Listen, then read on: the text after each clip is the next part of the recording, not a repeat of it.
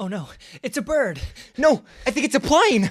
No, wait, it's American Dreamers. American Dreamers is out. Look at that. Our latest short film. If you don't know, if you haven't seen it, first of all, click off this episode right now and watch it. Literally go down It's in the link. the first link. Yeah, but press that now. If you're watching The Secrets, then hopefully. Yeah, you probably have already seen American Dreamers, I would guess, if you're watching The Secrets. How many times have you looked at the secrets of something Yeah. that you don't already know what it is? Yeah, I mean, maybe not. Maybe you're like, what is this American Dreamers? Yeah. What's the secrets? Yeah, maybe you it's are some just curious about the secrets. It's like they're like, what's this conspiracy? Oh, it's a short comedy. Someone comes in here thinking that it's like some deep secret about the United States. No, it's a short film. So American Dreamers is a comedic short film. Now, there's a lot less pressure to talk about the film now. We were just on live TV. If you don't know that, the interview will also be linked below. All of the stuff and coverage on it. But we were just on a live interview with ABC 57 News in South Bend, which was pretty intense. We're not going to... That's all I'm going to give you because this isn't the secrets of the ABC 57 live news interview. That's next week, okay? But this week, we're talking about the secrets of American Dreamers. Not the secrets of some other weird thing. The best thing. American Dreamers. We're going to be saying the title. American Dreamers like 50,000 times. So American Dreamers. So yeah, American Dreamers. But the story is Jake, played by Sam Bradaway, is this young, super breathtaking actor. It's Sam, okay? You guys know Sam if you're a normal Suka Podcast viewer. If you're not, you should subscribe. We post new episodes Saturday at 7 a.m. But it's not about the podcast right now. It's about American Dreamers. And Jake basically is this young kid who works for his grandparents' farm. He's picking blueberries. He hates it. And he's ready to make this next step in his life, which is going to college. And he doesn't want to go to college. And what's something that his grandparents do, and I'm a lot better at this apparently on live TV, giving this... Luke killed it on live TV. We'll talk apparently about that on the next podcast. week, I'm just a little bit too jokey. I'm a little silly guy in the podcast, but I'm all business on live TV. Okay, that's my rep. Jake, basically, your character is just doesn't want to go to college. His grandparents give him this amount of money. It's really hard to relate to. Really, they give him money every single year to go to college, and he's like, I don't want to go to college, but I still want that money. I want the American dream. I want to go live life and use this money. I want to kiss some ladies. That's the line in there. I just want to live the American dream, really. If you've seen the movie, then you're like, oh my gosh, I've heard that line before. You're like, we actually came up with that. I said that in the movie if you go back. He said that. Written by Mark Ring, but the kiss ladies part, that was me. Oh yeah. I love that line. That is actually a great addition by Luke Ring. And because this is The Secrets, you get to know that American Dreamers didn't used to be this. And to finish up the final quick synopsis of the film, it's basically Jake teams up with Tom and Daphne, played by Race Beddick, Daphne played by Eleanor Conway, my girlfriend, and they are the other two that are basically, Jake's trying to get them to go rob his own grandparents, to go rob this safe with a check inside, because he's like, this is mine. This money is mine. And you can't get the story any better than that. Straight from the source, but straight from the source of the sun. I guess, because where's the idea from, Luke? Well, the idea is a tricky one. American Dreamers I honestly think that the story I originally came up with will be done at some point and will be better. It's such a fun story because originally I think it was about last summer, Luke kind of came to me and goes, listen to this idea. It was not last summer. It was the beginning of this summer. Yeah, you're right. Yeah. It wasn't For some reason, summer. this summer's been really long. Apparently. Well, no. You are right. The name American Dreamers. Yeah. But that wasn't this story. That was a long time. A long time ago. American Dreamers could be this crazy, like, I don't even know. It was going to be like killing, action, murder. Apparently that's, if you haven't seen A Vendetta's Dead or Sorrow's Grave, apparently I'm a little evil. American Dreamers is a lot more lighthearted. Yeah, that took the comedic route, but it originally started where it was like, we won't even bring that up because the name American Dreamers has been in. It's been in circulation for a while now. It's been in my bag. I've just been waiting to bring that move out. It's been in there for a while. Been in the idea bank, which my idea bank is massive. It's pretty big. It's like a new idea every day gets thrown in there. More Yeah. like 17. If some days will be like 30, some days will be nothing, and Sam hears all of it. So yeah, the name American Dreamers is always a thing, but the original story, and I think this would actually be a really great film for maybe even next year. Oh, we'll see. Don't want to give you that little tease, but I'm going to be careful. Teased. Oh, teased. Okay, that's it. That was the tease. But that would be more of an intense, and it deals with like someone. So it'd be Sam's character again. Sam was going to play this role, or probably by then it won't even. Yeah. Maybe it will be knowing where if Sam plays the actor route more, the producer. Because we don't know. We're trying not to make Sam the main character in every movie. We can't just have me be Wes Anderson's Owen Wilson. Yeah, and Owen Wilson's only in a couple movies. Yeah, and there's a reason he's not in every movie. But yeah, the American Dreamers original idea was like Sam's character goes to rob this house. Same idea. Goes to rob like not his grandparents, but they get to like they have to turn the power off or. They have this scene where I drew up this insane scene where they're turning off the power or they have to, and he convinces his whole time this friend really doesn't want to do this, and it had a lot more of like playing onto Sam being like super like he's trying to convince his friend, like coaxing him into like you need to do this. Come on, do it for me. Come on, we'll split the money. Come on. They've like been robbing a ton of houses before. And he convinces his friend to do this thing, and he kills his friend dies because of this. Like he goes to turn the power off and doesn't know how, and he's super scared. And Sam's character's holding his dead friend in his arms and has to decide what to do. And it like I wanted to end it with, and who knows, maybe you're getting an insane spoiler right now, so I'm sorry. But he like writes these notes to all the people that he's robbed before, giving them a certain amount of money, all like the money back to repay his friend's death. And it ends with him like at the gravesite visiting his friend. At the start of the movie, they're watching fireworks, drinking cream soda, and at the end, he's alone watching the sky, sitting on top of the car the same way, which would have been insanely powerful. That's where the idea started from. How did that develop into American Dreamers? The one we have now. So that was what I gave to my dad. And my dad, amazing writer, but he stays right here in the middle. Sam and I live above the high point of do it all, let's go crazy. He's very realistic about, like, even when I'm like, we went on the news, he's like, oh, that's awesome. Even if I was like, this movie bombed, he's like, that sucks. He never goes too high, never goes too low, which can really bug me sometimes because I'm like, what? How are you not excited about this? Because we get so excited about everything. But it gave him that, and he's like, all right, I want to bring... He's really good about setting it in real places. Yeah. Without him setting it in real places, we don't get local businesses, we don't get all this other stuff. Like, that way is way more intense, maybe better telling a story. Like, it really is like, don't push your friends to do stuff. You could kill them. More emotional. It was way more emotional. Yeah. Which I'm learning. I like to throw in a lot of emotional. Like if you look at Sorrow's Grave is the most emotional. That was like me I don't know why it was so intense, but sorry about that again. Sometimes apparently Sometimes we want to put those emotions we just like milking those emotions. Yeah. But he took it and I was like, can you... Basically the original stuff is I wanted them to talk about an old movie. Jaws was there. That was an original thing. I can't even remember initially. Do you remember anything initially that we had before we gave it to him? It was the robbery. Yeah, it was the robbery, and I think the two friends dynamic was the same. Well, I think the friend maybe worked. No, because originally you weren't even going to pick blueberries. He threw that in. Yeah, and then because originally it was going to be the boat docks for race. Oh yeah. It was going to be you were going to work someone was going to work at a sandwich shop. Someone was going to work. Either at a farm or doing something else, and then it morphed into like, where can we set this? Which is another thing. If you're making a short film, it's like, how can you set this in a real place? Yeah. Like, okay, we know Bert's, we know your grandparents' farm, we know these places that we can really set it in to feel more real.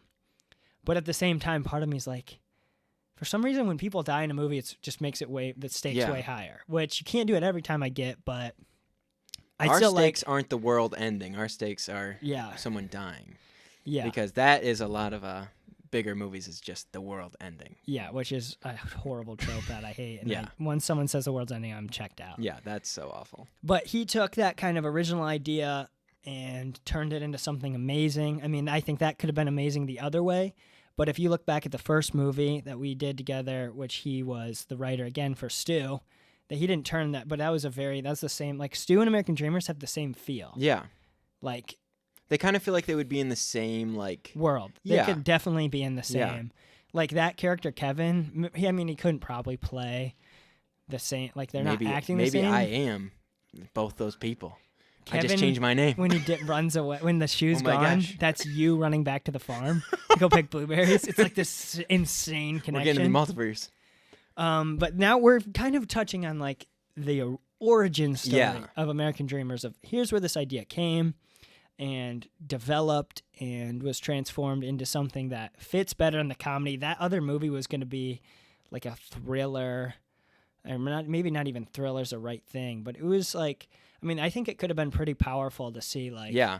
The original pitch you gave me was very, like, emotional, especially at the end. Like, at one point, you were like, I want him to be, like, at the beach, and he's, like, just, like, crushed. Oh, because it was going to be, there also was going to be There was going to be swimming. a drowning, wasn't there? Yeah, because they talked about Jaws in the beginning. Yeah. And they talked about why that shark's not scary, and then he gets eaten by a shark later on. It was going to be a thing. Yeah, the beach, now it's coming. Because do you remember when I first threw that at you? Now, Sam's the type of person that hears an idea and starts immediately thinking of, this is amazing. How can we make this better? How can we transform this? How can we get this done? Which is, I think there's a lot of positives, but also I feel like sometimes we bypass negatives, which I love that you'll take an idea and run with it. But when you first heard like those ideas, does that type of movie draw you more than the movie that it came out? I don't know, because it's so hard.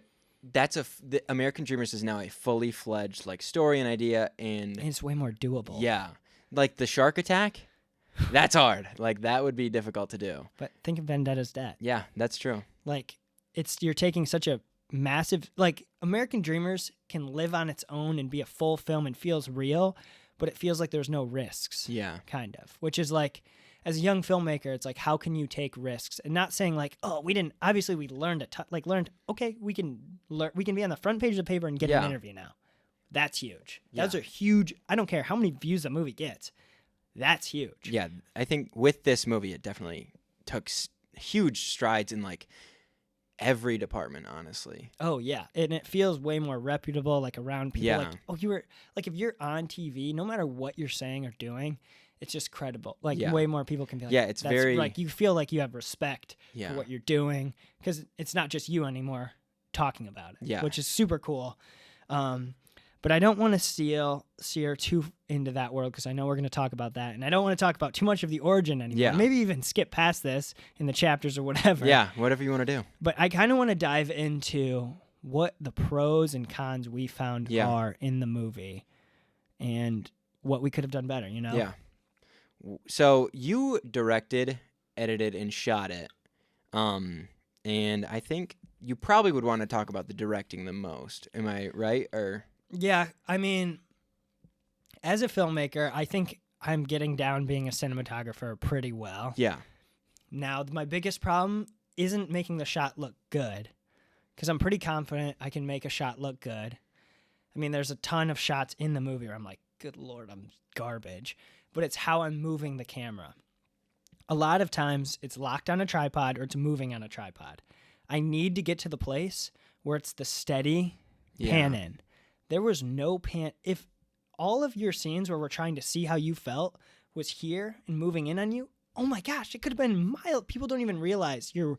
So like a basic pan in, we'll just keep basic language so everyone knows. It's like pan in so we can, it's supposed to what you want to feel like how the character's feeling. It's your story. It's Jake's story. Sometimes it didn't feel like it was Jake's story. A lot of time, like I talked to you in the diner, I'm a bad director because I didn't focus on your emotions more than Race's is Tom's. Like, I just set up the wide shot, set up a close-up, set up a close-up. Do not do that. Coverage is not good. I believe that fully.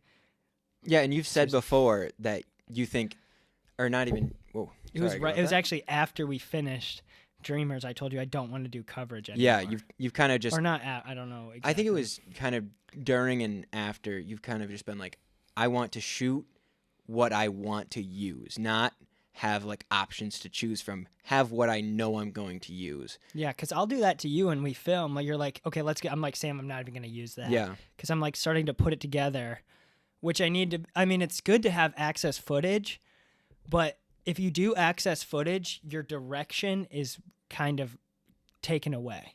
Like as the editor and director, it's easy because I know like what, but like let's say Joe Schmo, whatever's editing. Or maybe Joe Schmo what was the name of the guy? John Smith. Maybe it's John Smith. If you haven't seen last episode, isn't that just The medical name. The medical name Yeah. for like you don't want to say their name or whatever.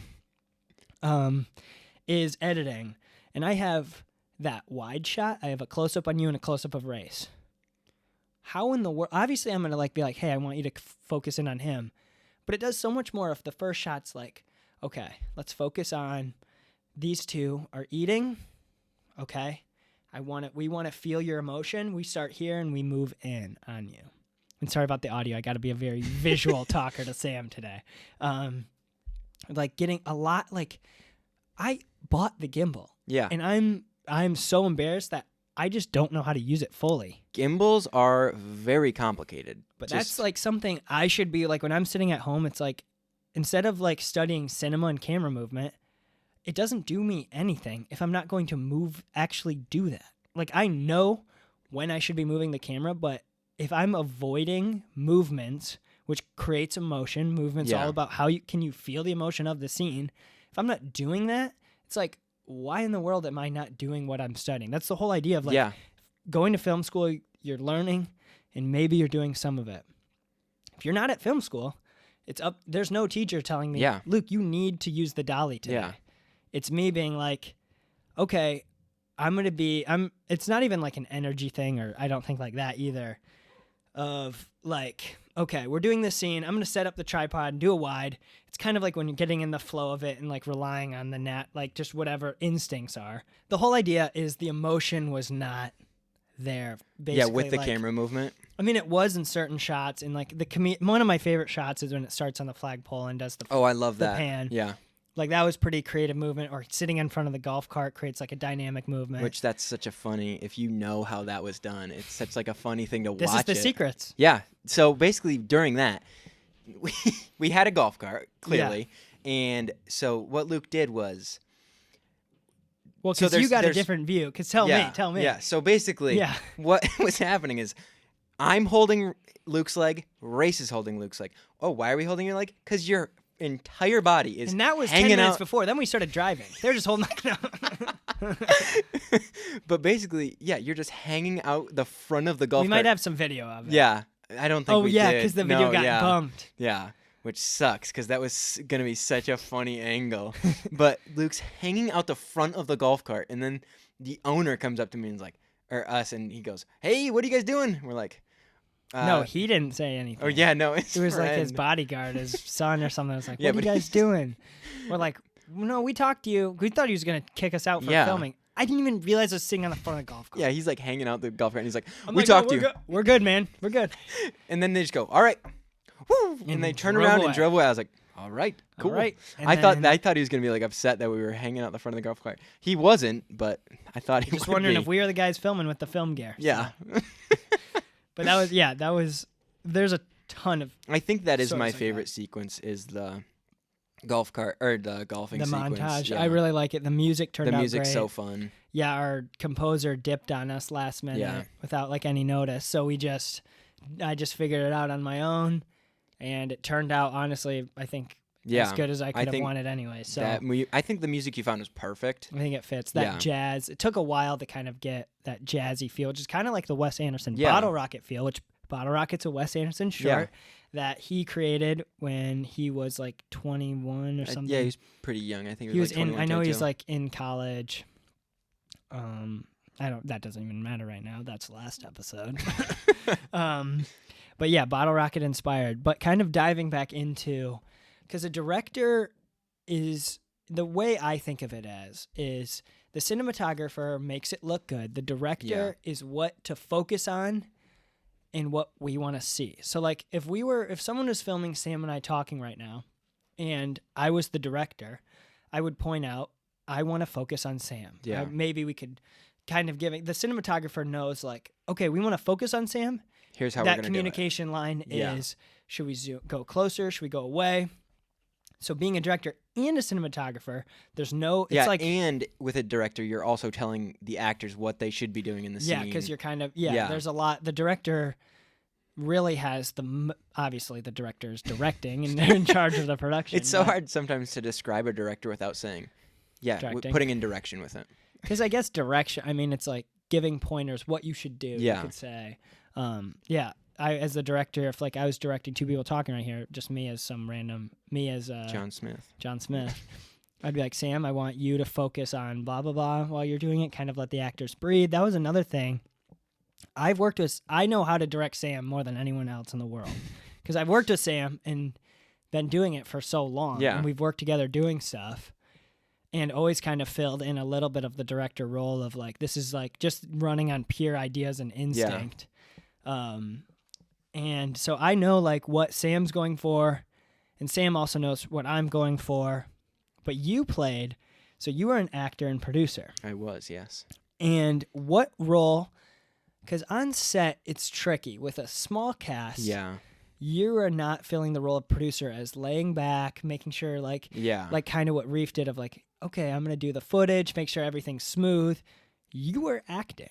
Yeah, so you really can't, as an actor, focus on what's going on behind the camera while you're in front of the camera. What was some of the things that you felt like you did well during the movie as an actor and as like your skill tree of stuff? Like if you were to say like my best skill at acting is improv, which I would argue is very good. If you know the Are You Gonna Tip scene, which is like by far I think the funniest scene. I think that is very funny. Which is an improv. Obviously like improv can be like, hey, I think you should say this or whatever. But delivery on improv and being natural, I think that's definitely a top. But what are kind of the things that you feel like you're good at and you did good or bad in the movie? Okay. I'll run with the acting. I'm going to say first something I hated. The shot I hate. Not the shot, but... Bro, I'm right here. No, so I hate my delivery of the line when I squat down at the hole and Ray says, how many strokes was that? Or he says, how many hits was that to get to the hole? And I go, I don't know. I lost count. The delivery of that line makes me like cringe every time I watch it. Which I don't necessarily cringe. And that's also on the director, right? A little, like how much? I don't know, because I think that's how much would you put on the director and actor? I wouldn't say, because you said you didn't notice it, and I think that could be just, okay, it's normal. Yeah. But for me, I think I could have done it better, and I think that, like, you can't know that, like, especially at this stage of, like, actually focusing on real acting, reacting. Because that could be a producer thing. You hear, like, let's say John Smith is doing your acting. Wait, was it John Smith? Yeah, John Smith. Which I want to say Jon Snow every time I need to say that. Because of Game of Thrones. As a producer, you could notice that too. It'd be like, dang it. We just put 5. Yeah. Yeah, you didn't need to know that, but that's why we're giggling like little girls. Okay, back at it. But that's where I want to see. I'm so excited for is when Sam's behind the camera too, and we also can't use like I think I would love to act more. And I've thought about even, like, listing myself as an actor on, like, websites to see if I could even try out acting in other situations. But we can't use me as an actor every time. It's got to be someone different. It's got to be different. It's got to have some diversity in, like, age, anything. It just can't just be the same 20-year-old. Like, wait, Sam was a gangster, Andy's this guy, Andy's this guy. It's like, it's just really hard, too. Yeah.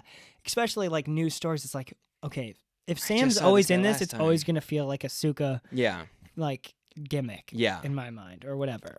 And I didn't want to lead you off the path of, now that's something you did bad. Where do you think your strengths was? That was just one instance. Maybe maybe you have like a list of like 50,000 negative things you did.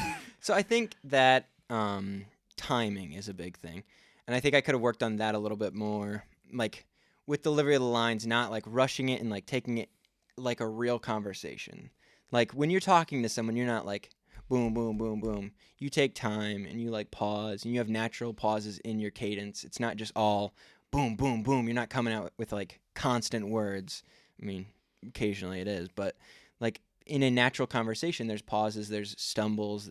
So I think natural dialogue I would love to work on, and I think I can work on that a lot. just having like a natural conversation and making it feel real and not like a forced thing, which I don't know how to do that yet, but I'd love to learn how.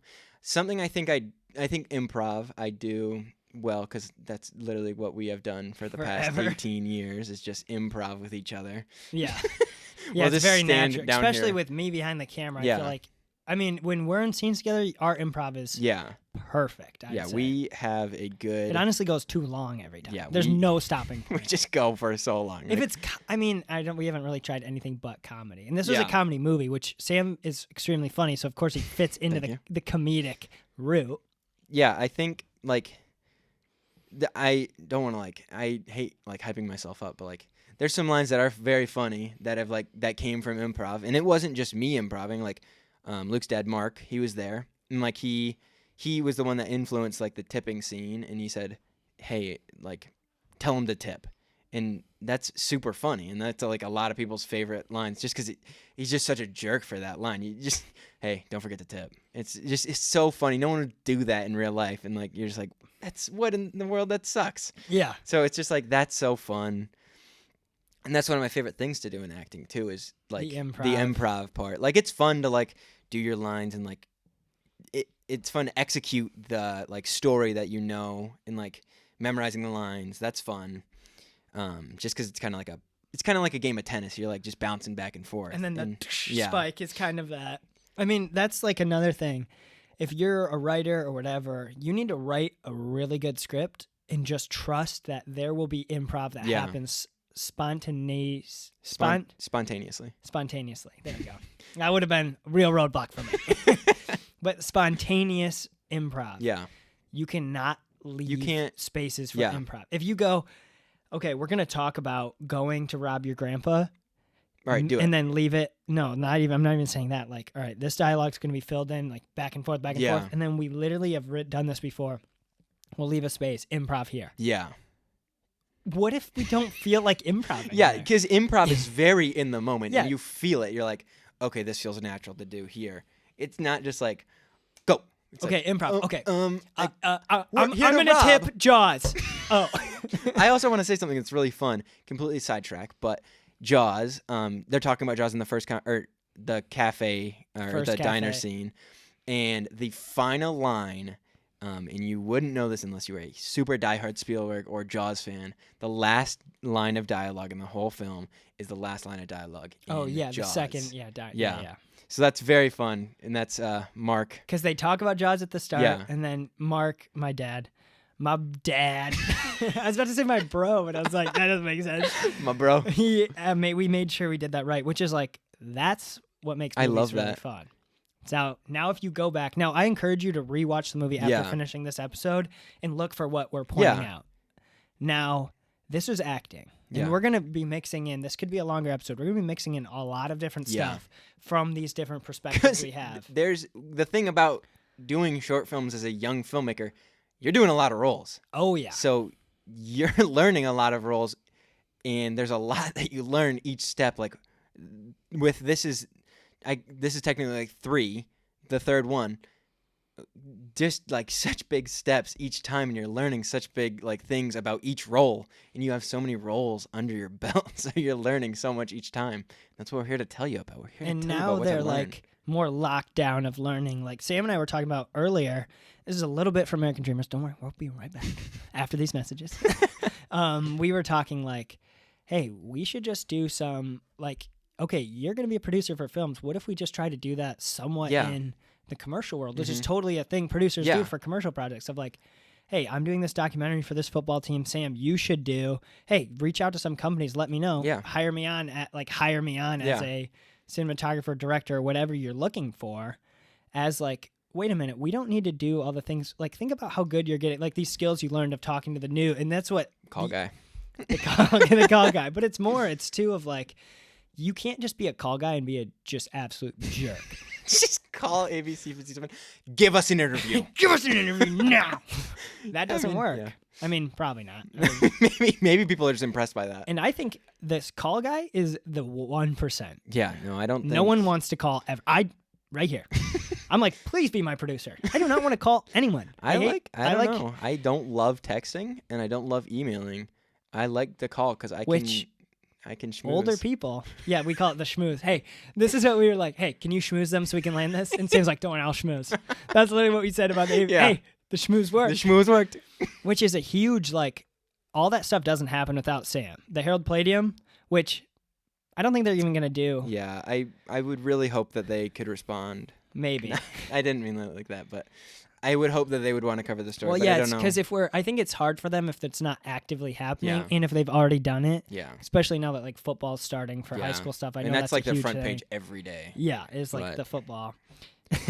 But we'll figure it out. But back to American Dreamers. Yeah. Now you're kind of running out of big producer things to start doing. I Yeah. mean, there's now it's going to turn into like, how can I manage? Yeah. Like, you're going to be top producer of, like, if we work with the two other people, like we have some other people we want to bring in, because film's about collaboration, Yeah. And which we need films- to do more of. There's so many, like, there's producer, but then there's like associate producer, executive producer. yeah, like people there's- funding the Yeah, movie, there's et so cetera. many things that can go under the producer tag that the main producer can then hold not ownership, but like management over, and they're like, all right, because now it's just about deliberating tasks. Yeah, that's okay, right. yeah, deliberating tasks. Giving tasks. Yeah, as giving well, tasks. If you don't want to be all smart. Um, And that'll be, you're going to have to probably, that's going to be That's a gonna huge be a big- focus yeah. thing. And I think the only other thing, I feel like the biggest thing we need to learn is just the constant communication yeah, of knowing, like, okay, you emailed someone today, cool, just Yeah. just keeping in the loop. yeah, And because that was a maybe- big thing. And maybe that's necessarily, like, thinking about it doesn't, it's just also like a positivity Yeah. booster. Like knowing, hey, I'm talking to so-and-so, that makes my day Yeah, completely.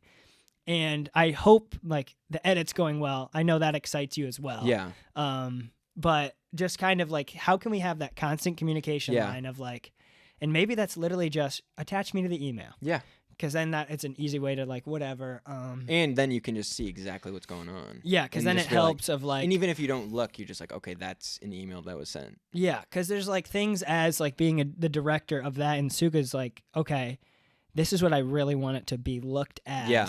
and kind of the main vision. And that's hard for you to know exactly, even if we've talked about it Yeah. or have it set up of like, let me just see here if that can be fixed or changed to be a little bit more like Yeah, how kind of the original vision was. But I want to jump into, so we shot 4 different locations. I want to talk about what it was like in those 4 locations. Day Yeah. 1, we're with. day one was farm and Bert's golf. Yep. We shot, We did the scenes with Scott at the farm. The did first we not day. shoot the night? We shot, yeah, we didn't Because shoot that night. that was yeah, hot. yeah, Remember, yeah. we were exhausted. So we were with, it was just Ray, Scott, Sam, and I, and we shot out in the farm, and it was so hot. It might have been 90. It Brought the was- drone. Now the drone shot, I don't like the look of it. Totally. I think that's because we shot in automatic. Yeah. And Sam's our aviator. I'm and he the was aviator. acting, so I don't completely know how to be fully smooth. It was a little windy. Yeah. Okay? It was a little windy. Okay. And also I didn't like the transition. That's something as a filmmaker I need to get way better at. I need to learn how to transition a scene from A to B, because I rely on the audio transition fully, whether it's talking starting early, the When you're ambience saying- rising. When you're saying the transition, do you mean shot to shot, or what do you mean by the transition? It could be shot to shot, but I'm saying the end of the scene to the start of Okay. the next Yeah. scene. So like the transition, there's a little bit of a transition between. Now maybe it works and isn't as important, but for me, I'm like, sometimes, it's kind of Akira Kurosawa kind of had this style of, he would start on a static frame, use ton of movement, and end on a static frame. And he would do that. And he had such a full sound, they call it in film, of like, he did that every time. So when it's a static, you're going towards the end. It also is a way for people mentally to be, the static shot lets people take in what's happening. The movement makes them feel what's happening, is what I like to think of it. And if you're sitting there right now, you're like, that's going to ruin movies for me. Yes, it will.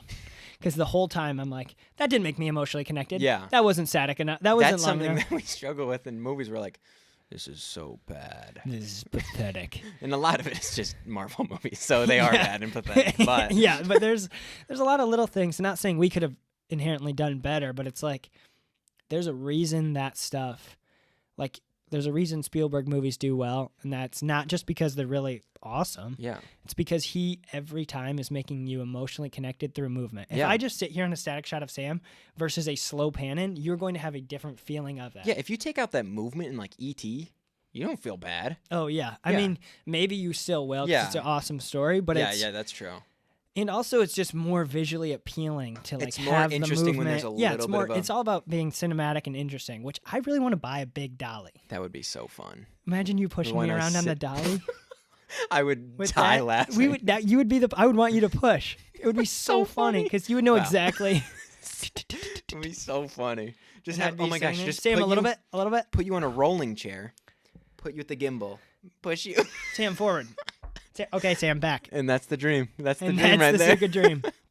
So we shot that, went to golf, and that was so hot. It was really fun to drive around the golf course in the blue sky. Oh my gosh, the sky that day was gorgeous. Well, there were some forest fires, and the fog was getting in here for a while. There's like 3 weeks or 4 of just like white bad sky. Air... Sorrow's Grave was just all white skies, and that's disgusting. Yeah, it's blue skies are so obviously. Oh, yeah.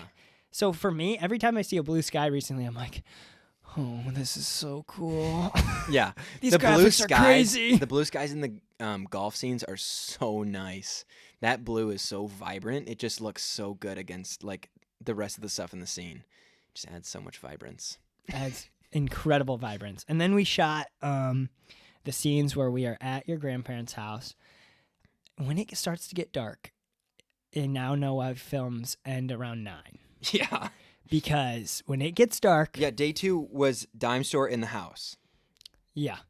Dime store is real easy. Yeah, dime store is very quick. We were with Ben and Jacob. Love them both. They absolutely killed it. And I want them to take bigger roles. Yeah. But they were both the extras. Both did great. And that was cool to feature people that we're friends with like, in the movie of having like... Just have this little could extras. Be their, just have like...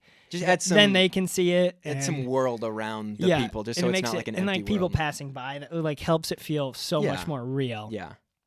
And then, we shot at the farm, which was... It was fun, but it gets so dark, and there's bugs. And so we shot basically 2 days in a row of the house. The first day, it was us breaking in to the basement and like getting the safe, and then running up the stairs. And that ended up taking a little bit longer than we thought it would. So we took a break then. And then the next day, we had like us driving, And I want to talk about before we jump right into that day. So there's one shot. I think I'm getting pretty good at the master static shot. Yeah, I like those. The light direction of light off on the flashlight, light on the stairs, full light. I'm sorry, but that's awesome. I think it looks good. Now that's not just me. That's also luck, circumstance, location. That was really lucky location to have that look. So thankful to Sam's grandparents. That was Thank you, awesome. Grandma and Grandpa. To have Scott screaming. He's so many takes. He's so loud. I love loud. Scott. Scott, he you're can the get his best. voice so loud. He gets his voice. He gives up it all. there. Scott did amazing. They all did amazing. Eleanor did amazing playing kind of the character of, hey, you basically. It's extremely hard to tell your girlfriend, hey, be a ditz. Can you be stupid for me? Yeah. And to not be like, I don't think this, but can you? Yeah. I need you to be dumber. I literally was like, can you be dumber? Can you act more clueless? Which, that's not easy. But she did a really good job. Yeah, did a great job. And for Race, it's like, Race is a really smart person and doesn't act like this worried. I mean, maybe Race had some worried. Race, I'm going to call... If Race actually probably doesn't even listen. This is hilarious. Race always messes with us. Maybe you are, Race. Yeah, maybe. But anytime like someone would approach us, shut down. Luke and I are like very... Like in the moment, we're like, oh. We're like, go. Well, when Sam and I... We're very social. Like once someone starts talking to us, we are going to probably overtalk. Yeah. But Race doesn't want to talk. Down so hard. Like because he thought originally when we were doing the golf scenes and I was sitting in the golf cart, he thought they were going to kick us out. He just went like this. We forgot our bags. Remember? Oh my gosh, that was hilarious. And Sam is literally, I'm telling you, a warrior. I'm like, Sam, we need those bags. And Sam's like, I'm on it. Just go. I'm like, get the stuff. I'm going. And then Race Sam is like, just takes off to go get it. No hesitation. That's like, Like if you don't have Sam on your team, you are not going to have this warrior. Like I'm telling you, we need Graves dug. No hesitation, gets it done. Like Sam is literally will get done anything in his power to do it, which is like that is the ultimate producer mindset. Which is why I told Sam, anything I'm doing, I want you a part of because you will make it A, easier, B, more fun. Yeah, that's one thing. Is it's more fun to work together. And I guess just A and B. That's all you're worth. I don't have any more letters for you. I was going to be C. Let's see here. What would Sam be for C? Cinematography. But really, it's like, as a producer, you just have to want to do it. Yeah. And, like, most producers aren't... Sam will buy in 100% or 110%. Boom. A lot... boom. Boom. When you're running out of things to say after I compliment you, boom, boom, yeah. That is pleasure. But, like, 110% committed to... okay, this needs to be done. I'm going to do it. And you could see in American Dreamers of like, I was like, Sam, can we please make this stuff happen? Sam's like, oh, I'll schmooze. And now you didn't have to do as many physical, like, can you dig some holes? That was so sweaty. I can't lie. Farmer boy over here. Or even like my dad would go early. No hesitation. Sam drives the golf cart to go drop him off. Like stuff like that of like, a producer and actor don't need to do these things, but Sam's doing them. So, like, once you take those away, how good could Sam be as an actor or as a producer? Which would really like to see. I would really want... What? I don't know what to say anymore. You don't have to say anything. You just sit there and look pretty, okay? But if, like, okay, we're on set, and this is why... Now, I don't want you to hire my producer baby, but he's mine, okay? I'm not letting anyone... He's not for hire for you, okay? But he is if you don't give him a lot of money. Of like, okay, Sam, we have to do this today. Of like, okay, let's say Sam's going to be just an actor for the film. And saying, Sam, you don't need to worry about digging graves. You don't need to worry about when other people are getting here. You don't need to worry about if the camera and your gear's here. You just have to literally do your lines. Like, I think Sam is an A-list actor. I mean, obviously not yet. I would love to be an A-list actor. I'd love to be up there with because you just DiCaprio. have to have an insane amount of practice. And Sam's only had me as a director, so of course he hasn't worked with anyone super high level. I mean, I'm pretty good, but not that good.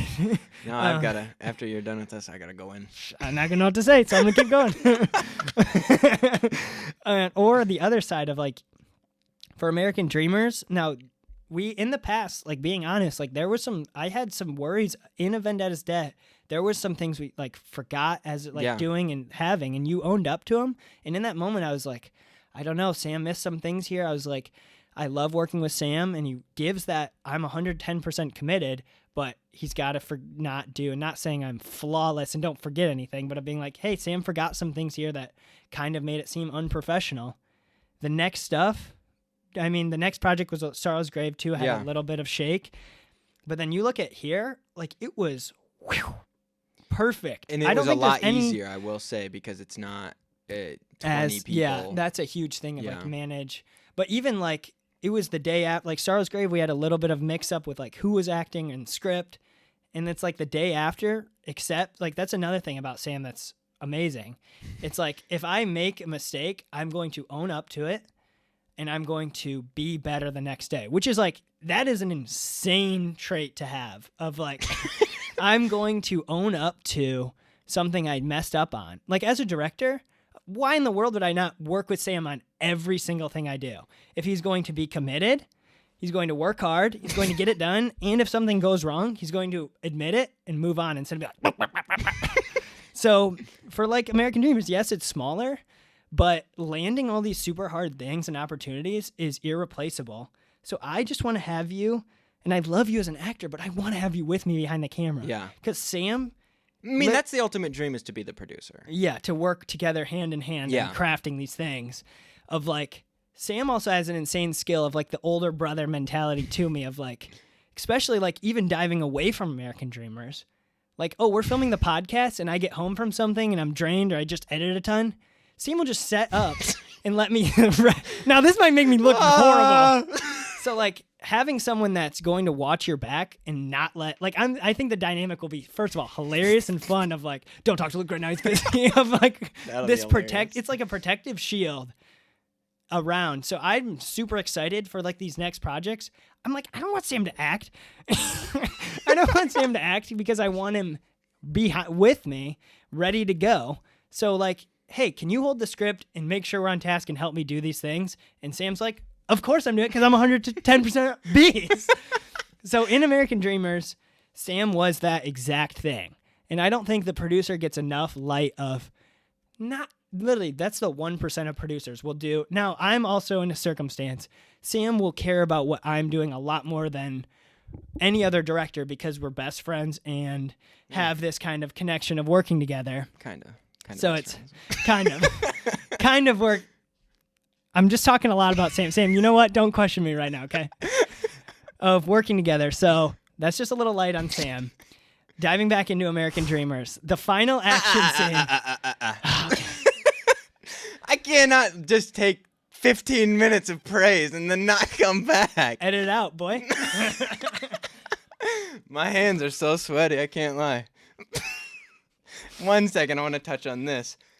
We're currently drinking a drink called Full Throttle. Drinking or spilling on yourself because you're laughing. Whatever you want to. Okay. Thank you, Luke. That was very You don't sweet. have to match it, Sam. We can go back. No, you won't make you look bad. I want to match you. Okay. You know I want to match you. I know you do. I know what you're going to do no matter what. I think that it's hard to think after that. Yeah, what are you going to say? Mind No. blushing. It's called the Luke Ramble. I can go forever. Okay. That's the magical thing about Luke. That was one of the things he killed the questions on the news. Oh, God. Which, yeah, that was you did a Biggest good gulp job. of my life. Well, I want to touch on this very quickly. Actually, no, I won't. It was very nerve-wracking. No, on it the wasn't news. even her fault. You can No, touch on it was not her fault at all. She No, did- I'm yeah. just saying for next episode. Oh, That's yeah. what we'll talk about. Yeah, there's a little. But Luke goes, really quick. Luke goes, hey, can we have the questions beforehand just so we can kind of like think about them? She goes, yeah, I've got them right. All right, we're going to be alive in 10 seconds. And I was like, Gulp. so then That's what I she did. driving right into the American dream. And I was like, go. Yeah, Sam, that was a funny thing. Sam, my one of the gosh. most smiley people. If you look in the background. I was so nervous. I can't lie. It's like It's all life hilarious. would suck. During the entire time, I was like, smile. I was like, Meanwhile, you should see me. I'm like looking at the light. I'm so. One of the times I just go. This is for the next. We got to yeah. Yeah, but that was super nerve-wracking. But Luke killed the questions through the pressure and without knowing what the questions were really going to be. But, so, I've said it 1,000 times, and I've said that 1,000 times. Oh, jeez. Luke's the director. He's him. No, but Luke is genuinely 1,000% a director that will go down in history, and I know that for a fact. Oh, God. But I mean, like, first off, Got chills. but I know for a fact, without a shadow of a doubt in my mind, Luke's going to be a director. He's going to be in this realm for history for hundreds of years to be recognized as a name of greatness. Can I say Sam Dodd's going to be that? But I'm so serious. I know that that's going to happen. He's got such a drive and such a, like, just want for not only to succeed, but just to create. It's hard to sit on the other seat, Yeah, isn't it is. Getting sweaty. That's what I'm saying. No, but I'm so genuine when I say I know for a fact that this is not a 5-year stunt. This is a 1,000-year journey. I'm going to live to 1,000? This No, doesn't but- pick up on anything you're saying. Bro The name knows. Luke Ring. First off, the name Ring. We've never talked about that. Ring is so cool, and I know you don't think that. Luke Ring in I know, but you're not. That's not gonna come into play at all once you're there. there. He comes up first before me. Yeah, right now he sometimes. does. Not 2 years. You're gonna. I just want my absolutely name blast back. him. Suka Productions, get out of here. First off, Yeah, there's another Suka Productions. We're Yeah. considering a name change to something a little, keeping Suka something Yeah, different. So that would be just awesome. a little spoiler. but during this film, I want to see Luke in that just the director's chair, and But I love shooting. I know you love shooting, but I think like once you find that person that you're willing to give the control to, I think that director position it will be such a game change when you can focus on exactly what not just the story, but what is going on visually. You see, okay, that's how I like it. I just need him to do these things. I'm not going to focus on that. I'm going to focus on the people. I want to make sure that the storytelling is right in them and not just the visual.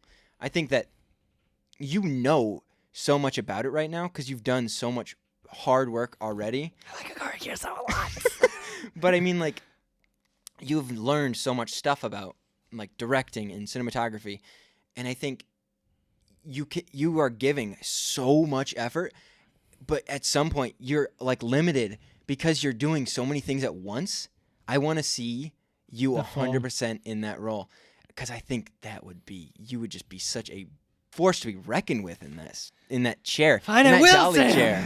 I want you to be that Steven Spielberg in I almost said Jaws. I meant Jurassic Park when he's sitting there. Okay, I love that behind the scenes. I know. I'm we such both a sucker love for that. Oh, he knows me. But I mean, like, Luke's not going to be the next Spielberg. He's going to be the next Luke Ring. Because you can't be the next Luke Ring. You can only be Luke Ring when you're Luke Ring. That hits deep. realize. But I mean, there's so many things on the film set that I love that you do. You keep it light, but you know you have a switch and you go, okay, it's got to happen. Like you're like laughing. All right, we need to start focusing. Ha ha ha! It's time to go. It's time That's to go. what it looks like on set if you're not there. Ha ha ha! Knock knock hoot. Let's go. No, but I mean, like, in overcoming circumstances in the moment, you've become so good at that because it's come up so much. Like, the camera's overheating. All right, we just need to take a couple seconds. Let's work on the choreography of the scene. Then we'll go. You're very efficient as well. That feels great. But I mean, like, you're still learning, which, like, already at this stage, I would say, and you're probably better than, like, 90% of directors. And I'm willing to say that. Oh, God. You can write me down and quote me on saying that. Episode 45 of the podcast, quote me on saying that Luke is better director and will be a better director than 100% of other directors because he'll be the wow, one. my reactions right now are just not normal. But I mean, like, even outside of filmmaking, Luke has a dedication to whatever he does. It's not just filmmaking.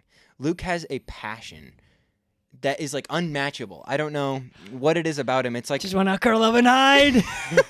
There's a thing about him, it's mindset, or I don't know where it comes from, why it's there, but he's a killer. I was raised by wolves. I have something to Mark tell and you. Heather are wolves. They transformed when I was young. But I mean, like, basketball, could have gone to college. Relationship, he's a god relationship-er. And that's actually it. Because I only do 3 things. No, and then, like, even, like, I remember when we were kids, video games, you would, like Splatoon. Crazy reference. I just brought a Splatoon reference. That is crazy. That is a crazy reference. But I mean, like, he would put in hours because he didn't want people to be better than him. He wants to be the best at what he's doing, and it doesn't stop at filmmaking. It doesn't stop at anything he does. He wants to be the best, and he wants to learn. It doesn't matter what it is. He wants to be the best at what he's doing. And it can be like washing a car. He wants to be the best, and he will be if he puts his mind to it. And he always does put his mind to it. Okay. He doesn't have that 100% mentality. He's got that 135,000%. But all right, we're at like 50 minutes. I could go on for 55. hours. Yeah, that's 10 minutes. Get off your. Come on, stop complimenting this really cool guy. It sounds like you're and talking he's about. sexy. Oops. Thank you, right, Sam. but I mean, that's something I think is good. Is for us to say what we really appreciate about I appreciate you. I appreciate you too, Sam. That's something good to say, especially who you're working with. Is let them know that you appreciate working with them. Now, if you don't, you can lie. It's okay. Yeah. But of letting like, hey, and I think it's also like keeping each other in check. Yeah. Which is like you're not hitting what you're supposed to be doing, and knowing like what can I do to like help you get there. Yeah. And I think you could push me more. Yeah, I think so too. Now I think I already put myself on a rigorous schedule. Yeah, so it's hard to go, hey, do this too. So I think and I'm also super like, I'm already doing it what I'm supposed to say. Don't tell me what to do in my head, which I think you know. Yeah. So it's like, I'm just going to let that be.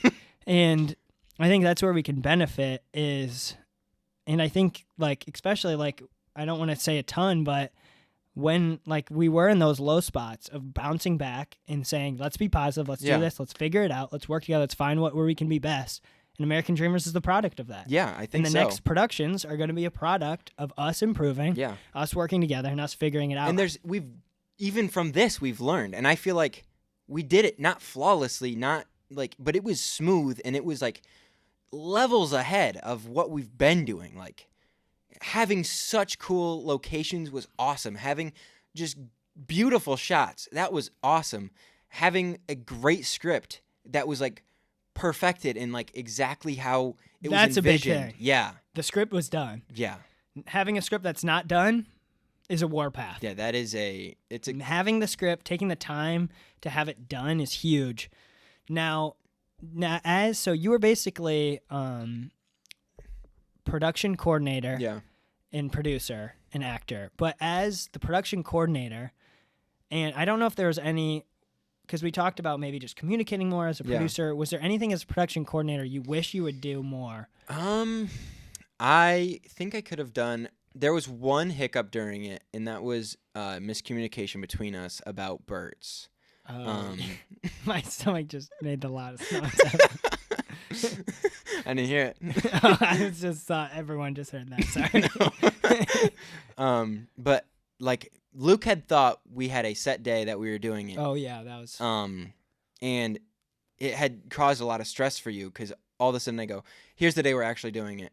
And nothing happened. But it was gonna work smooth. It was just thinking like, because I was telling my dad what we thought we were shooting, of just having a very clear yes and no of like, it's happening to me meant like with this day, but to Sam it meant this, and we just didn't communicate on what it's happening meant fully. Yeah.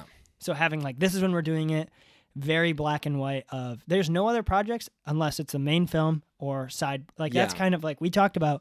We're not good YouTubers at all. We're horrible YouTubers. We're getting way better at filmmaking. We're not trying to be YouTubers. If we wanted to be YouTubers, we could do it. But we don't want to be YouTubers. We want to be filmmakers. Like we could post, like we were shooting the other day a Men in Black short film. And it would have been fun, but it would have been fun. It would have brought views. It would have been great. But mentally, it's like, okay, my dad always tells me, don't spread yourself too thin. Yes, you could do this. Yes, you could have like a tech YouTube channel as well. But what's the point if in 5 years you want to be a full-time making features? It's like, you're right. I want to make this next film even better. If that means I'm going to sit and write and have like a polished script, and that takes me a month of, okay, looks like I'm a writer for a month. Yeah. Okay. Like for The Pit and the Pendulum, I'm going to make sure that script is I think we got to do that. Yeah. We were going to work with Sam, someone that he knows from high school, or knew from high school. That's going to make us a sweet prop. Yeah. Which that's a huge thing of like, okay, you can already start to think we're going to work with some other people for that too. Of like, okay, who can we find to act? Who can we find for location stuff? People are starting to like, when they see the newspaper, the news, they're like, oh, wow. This is something. They're like, I knew him. I want to reach out. I'm doing blank. I'd love to help. It would be so cool if I could maybe like be a part of it a little bit.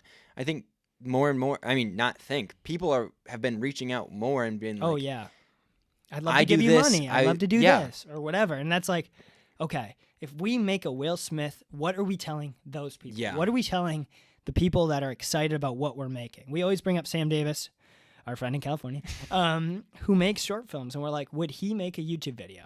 Probably not. Okay, that's a good guide. We're not trying to be him. We're doing something different. We're growing a brand, but that's not our path. Yeah. And you know where we're going to talk about our path. Oh, yeah. It's here, Saturday at 7 a.m. This is The Secrets of American Dreamers. Next week, we're going to be talking about the news interview, that will be a very fun topic to talk about. Because we're going to go, it's a little nerve-wracking. Maybe we even have Scott on. That would be fun. Maybe we'll have Scott on next week. Maybe we'll bring Scott back in. That was so fun to have him. We'll bring him back next week, if he can make it. Thank you guys for watching. Have a beautiful rest of your day. See you next week, Saturday at 7 a.m.